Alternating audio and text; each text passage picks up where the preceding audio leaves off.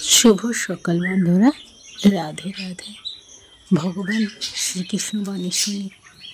ভগবান শ্রীকৃষ্ণ তার ভক্তকে কিভাবে তার পুজো করতে হবে, তা কিভাবে তাকে পাওয়া যাবে, তিনি কিভাবে মানুষের সাথে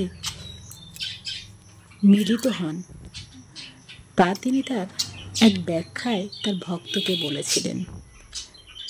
তিনি তার ভক্তকে বলেন যে তার ভক্ত তাকে জিজ্ঞাসে যে ভগবান কিভাবে আপনার পুজো করা যাবে, কিভাবে আপনাকে লাভ করা যাবে।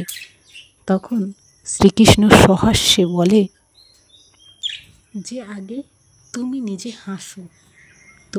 হাসো আর তোমার হাসিতে অন্য কাউকেও হাসাও, তবেই প্রকৃত অর্থে আমায় পাওয়া যাবে। আমায় পাওয়ার জন্য তোমায় কখনো অভুক্ত থেকে কোনো কিছু না গ্রহণ করে আত্মাকে কষ্ট দিয়ে আমায় ডাকতে হবে না। আমাকে পেতে গেলে সকলকে খুশি রাখার চেষ্টা করো, তার মধ্যেই আমায় পাওয়ার পূর্ণতা লাভ করবে।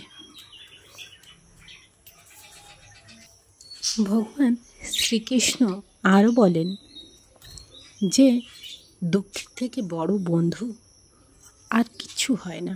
কেন জানেন? একমাত্র দুঃখিত হলেই আপনি ভগবানকে স্মরণ করবেন, ভগবানের শরণাপন্ন হবেন। তাই দুঃখের থেকে বড় বন্ধু আর কিছু হয় না। ভগবানের কথা মনে করার জন্য একমাত্র দুঃখই আপনাকে সাহায্য করে। রাধে রাধে।